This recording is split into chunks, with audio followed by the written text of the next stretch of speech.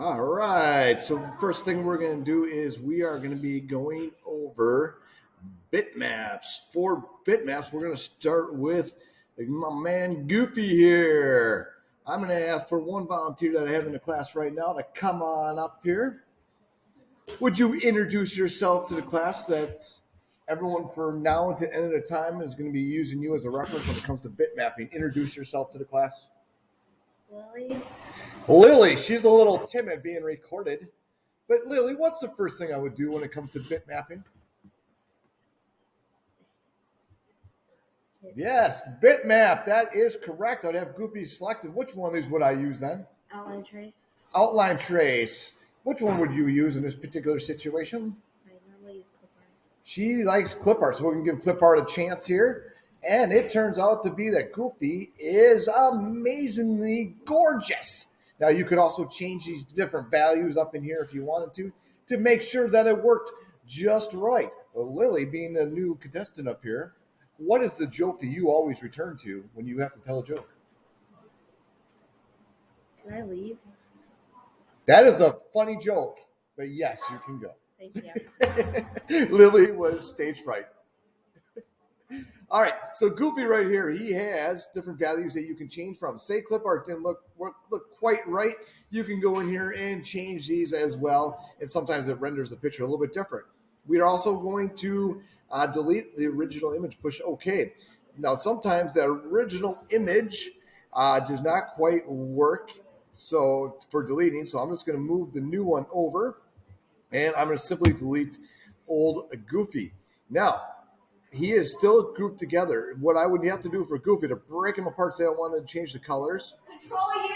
There we go. Control U. There she is out of left field. Control U. Perfect. And now what all you got to do is click over here in some white space, come back in, and let's say Goofy. This had a little intervention in the cafeteria, and he dropped tomato sauce all down his shirt. So now he has himself a red shirt. All right, so Goofy's got a red shirt right now.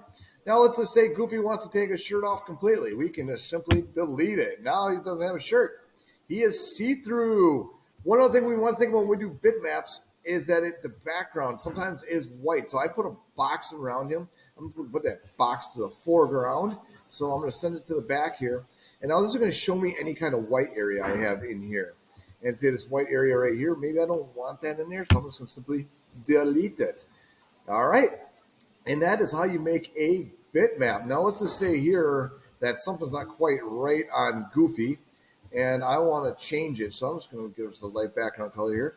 So let's say that Goofy here, I don't like the way his pants bow out at his knees here. Maybe we want to make Goofy a little bit straighter. So I'm going to come in here, just double click, and I can grab these nodes and bring these in a little bit. So now we just gave Goofy, whoa, we can go Control Z to back it up, as we can have Goofy come in here, and now Goofy just lost his kneecap. He had a horrible accident. Mickey Mouse came around, and you know how Mickey gets sometimes. So you gotta go in there like that. So we just brought his knees in. Now let's say we just don't like that node. I can just double click on it, and away she goes. And there you go. That is the trick to bitmapping. Oh, and Lily, where's she at? She's gone. And can anyone in the classroom here tell me how to group Goofy back together? Control U. That is exactly right, man. Good job. And Goofy is now grouped back together. Awesome. Thank you, guys.